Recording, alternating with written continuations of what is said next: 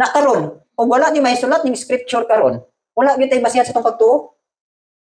O munang importante gyud na away sinulat. O kita na kung balik-balik sa inyo, no? Antos lang gyud ko sulat dinhi. Actually, high-tech naman taron. So ni balik gyud ko basic. Kaya nga naman, pwede ba yung nagpicturean? Tinagis yung cellphone pero mawala na yung cellphone, magubay yung cellphone, wala naman ni. Pero kung naa gyud mo sinulat, so naa gyud mo maabrihan anytime, no? Oh. Importante lang dili mawala ng inyong mga teachings. Okay. So diri Elohim himself wrote and gave his law. Okay. When Elohim had finished speaking to Moshe on Mount Sinai, he gave him two stone tablets, no, on which Elohim himself had written the commandments. So gusto ko din sa Elohim nga isulat gyud.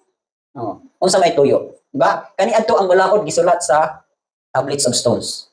Karon na sa atong panahon asa naman gisulat ang balaod? Dili na sa bato, diri na sa atong mind and heart according pa sa Hebrews chapter 10 verse asa na?